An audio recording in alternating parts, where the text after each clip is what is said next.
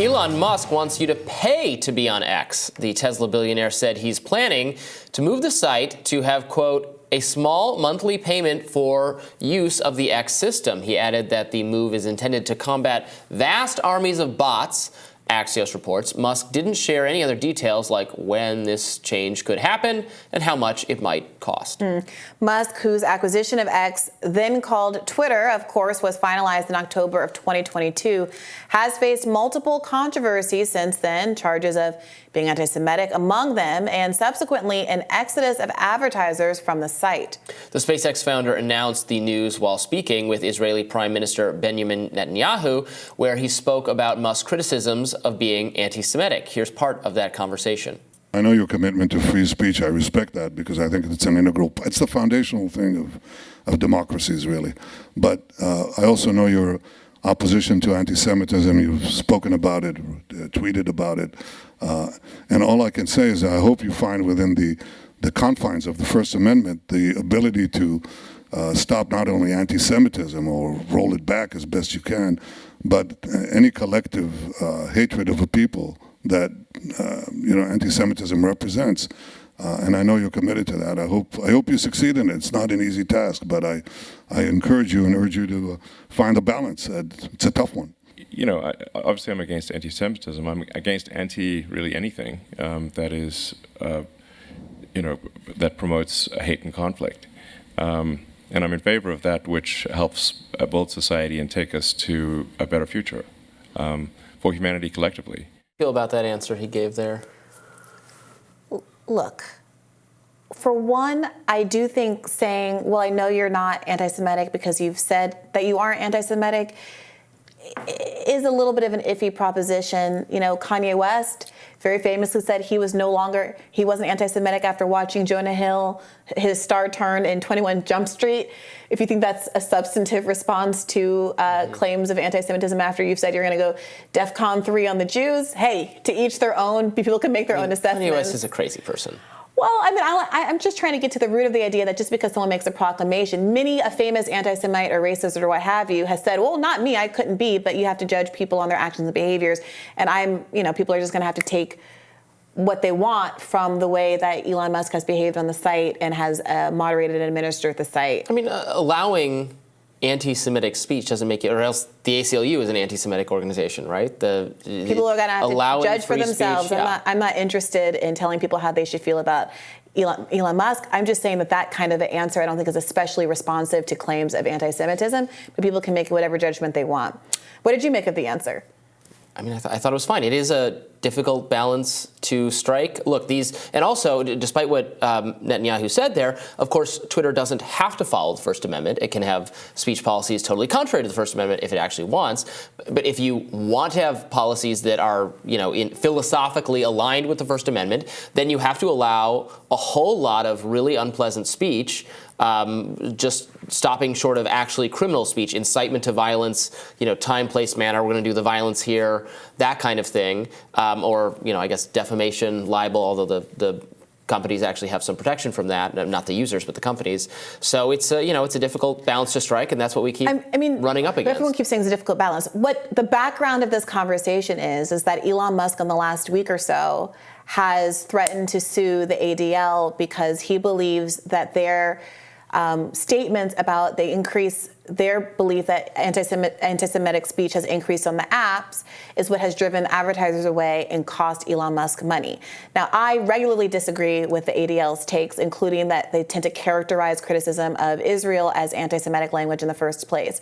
However, Benjamin Netanyahu is not that person. Benjamin Netanyahu and the ADL tend to be of one mind about those kinds of things. So what I'm perceiving here is a tension between Netanyahu wanting to be sympathetic to Elon Musk for other kinds of reasons. They have expressed kind of larger simpatico in the past, at the same time that Netanyahu's personal commitments, obviously, to Israel and to people not maligning Israel and people being supporters unreservedly of Israel and its policies being in conflict with Elon Musk threatening to sue one of Israel's biggest boosters. Well, Okay, but what are you arguing here? Because we have the right and should have the right to criticize Israel, and that doesn't make you anti-Semitic. I'm laying out what the awkward tension in this conversation is, that Netanyahu doesn't want to come out and criticize Elon Musk, it seems, that's implicit, for his choice to attack one of Israel's biggest defenders at the same time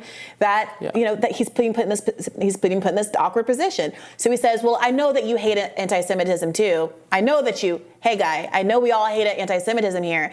And Elon says, "Yeah, I hate everything that's divisive and hateful." I mean, I don't think heads of state should put pressure on social media companies, right, to censor speech. I don't think Netanyahu was exactly doing that here. So I'm not. Sure. It was on a spectrum of behavior from what India and Turkey is doing to this wasn't that, but or China, but let's on the let's tread carefully part. I'm much more on board with the government leaders should tread carefully about what they're telling social media companies to do. They're all tiptoeing around what they're really talking about here in that conversation, and the fact that none of them will bring it up square on, I think, is evidence of some tension here in this relationship. Well, like you, I have a lot of problems with what the ADL has characterized in the past as anti-Semitism. I don't know if anti-Semitism has increased or not on the platform. Maybe it has. I'm not denying that it has. I don't know. Well, Elon Musk is denying that it has. He's saying that the ADL has misrepresented. Right, but I'm just, again, speaking to the core of this tension. The tension is that the ADL has represented, and again, I didn't run the studies either, but the ADL has represented that there has been an increase of anti-Semitism on the app. The ADL is not the only organization that's come to that conclusion, although you can say that maybe it is the case that every organization that's come to that conclusion is similarly biased. That might be the case. But Musk's argument is that those claims are false, and they are libelous, and that they have resulted in the loss of money for Twitter. So I don't know that they're as you know, I'm a big absolute free speech person. I'm not a big fan of libel defamation suits, irrespective of whether I think there's some underlying merit to the claims being made. I think he's way overestimating how much damage, or the monetary amount, is being caused by that. I agree with you on all of that. But I really do have a knee-jerk at this point distrust of what the ADL and a lot of aligned organizations are saying about hate and extremism and misinformation on social media, because I've seen it be BS so many times. I've seen it be motivated by actually our own government working in concert with these groups to put pressure on dissident and disfavored narratives. And I know that the way that this works is that these organizations pressure the advertisers. The advertisers are asleep at the wheel. They're relying on these organizations when they shouldn't. And I've seen a lot of nefarious behavior along these lines. So I don't, I'm not picking a side here. I don't know that what Elon is saying is accurate. I don't know what the ADL is saying is accurate. But I have a healthy skepticism at this point, not just of the ADL, but of this entire category of speech monitors on social media. So regardless of the reason, Twitter's ad sales are way down. They were down 59% from the first 5 weeks from April 1st to May of earlier this year. Musk has criticized this. There's this threatened lawsuit saying that it's because of misrepresentations about the quality of the site.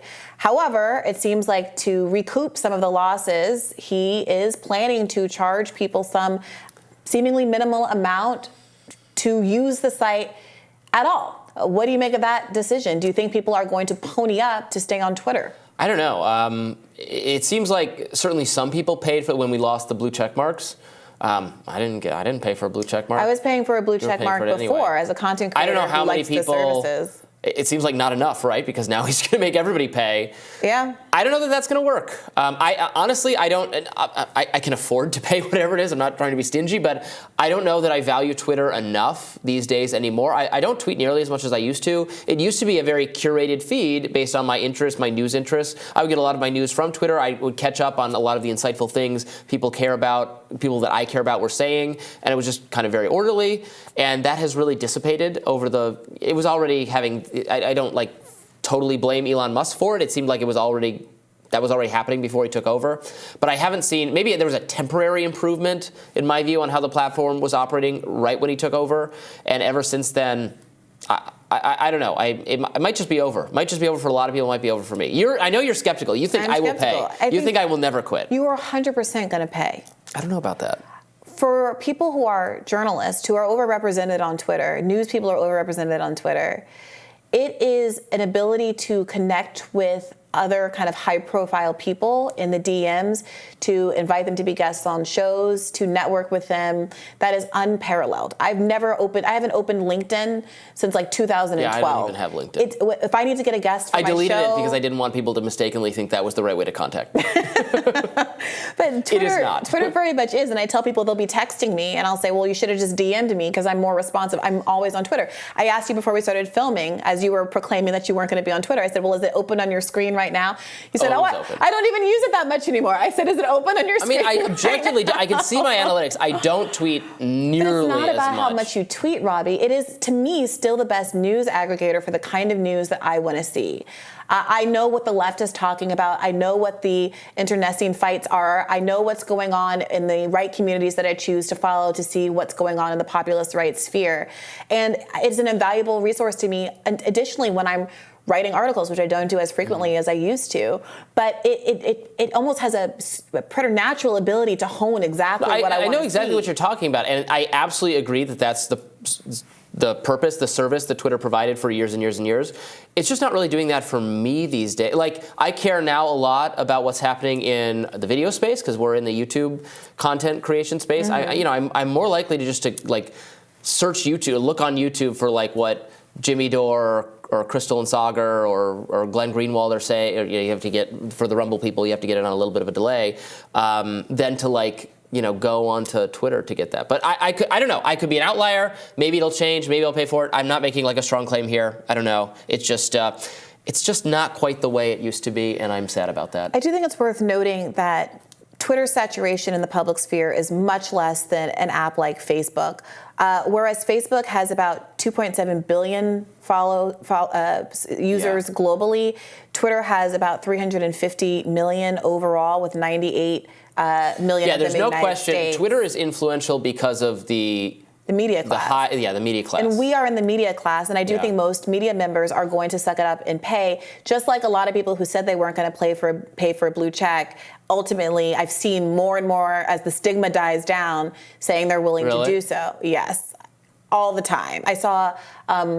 there's that liberal activist, Olivia something, who just said, well, I guess I have to do this. Like, don't judge me. Everyone has to make a big production of it. Oh, I'm not stigmatized. It's like, grow up. Like, I paid before, I pay now. I need to post long videos. It's putting like your hatred of Elon Musk above your own business interests to me seems really... I don't hate Elon Musk at all, and I'm not against paying. I just am not persuaded it would be valuable.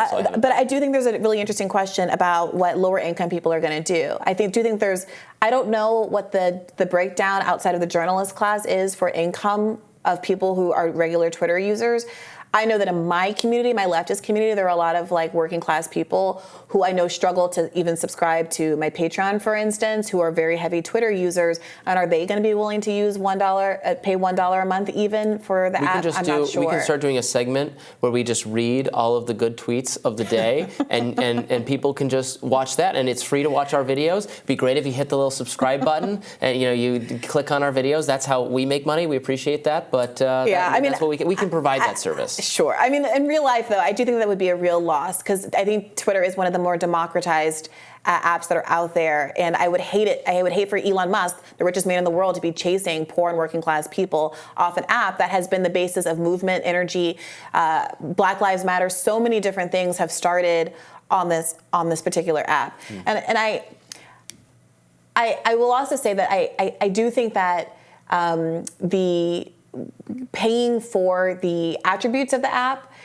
is an actual good thing. So if he's going to expect people to log on and pay, he should consider some of the quality issues that he's yet to address, the transparency issues that he has yet to address on the app, that a lot of us who stopped using I'm not going to pay for something I might be shadow banned on. Exactly. I'm not even clear if I am or not. Exactly. That's a big problem he has to still address. Yeah, well, I agree with you on that. That does it for us for today. Tomorrow on Rising, maybe we'll be here, maybe we won't. We're just a little bit of mystery out there. You'll have to wait and see. All right, be sure to like, share, and subscribe so you never miss any content. And for those of you who prefer to listen while you're on the go, we're now available anywhere you listen to podcasts. See you tomorrow, ? Bye-bye.